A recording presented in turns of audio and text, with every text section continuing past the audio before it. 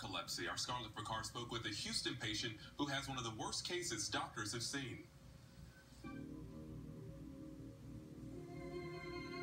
Imagine one of your worst dreams, a nightmare that you can't escape. You want to wake up, but you can't move, and you just wait, hoping that it passes. For Angela Day, those nightmares happen when she's awake. It can be really terrifying because you can't move, you can't talk. All you can do is lay there and scream inside your head, somebody come and help me.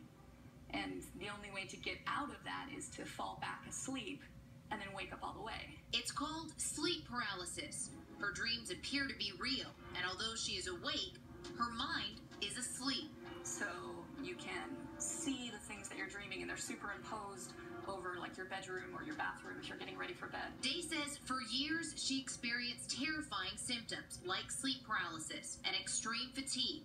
She couldn't understand why she was so tired, so exhausted, and neither could doctors.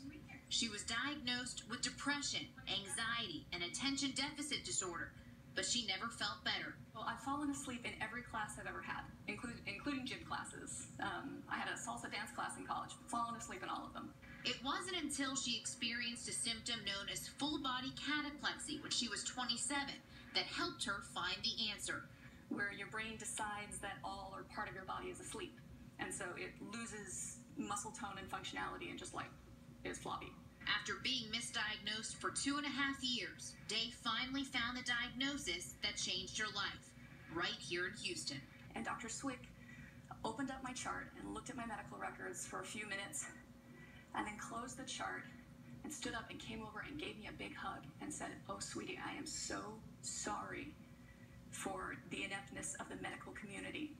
You have narcolepsy, and you're going to be okay." The interesting thing about narcolepsy is that more than 70% of people who have it have never been diagnosed. Dr. Swick added that the average narcoleptic has struggled for 10 years with symptoms and have seen an average of 7 to 10 physicians for help. Only after a succession of treatments and doctors and failure to get better do people finally seek out specialists. Not being able to trust your own mind it's worse than terrifying. In the middle of a class, in the middle of a theater, in the middle of driving, they can have a sleep attack. So it is a critical aspect of their daily lives that's being interrupted. So what is the solution? The medical name for it is sodium oxybate. And this is a very unique drug because we really don't know the exact mechanism of action. It is a liquid drug that Day and other narcoleptics take right before bed. Although it does not cure narcolepsy, it helps them to go into a deep sleep, giving them a full night's rest. And this drug is the only FDA-approved drug to treat both aspects of that condition. Because if I get too far past that time where I'm supposed to take my medicine, then I start losing muscle tone, or I start losing cognitive function and being able to talk very well. Day says for 15 years she was going without a full night of sleep. So this medication, along with a nap every day, helps her body to rest. Her life was turned around after we were able to get her under proper treatment.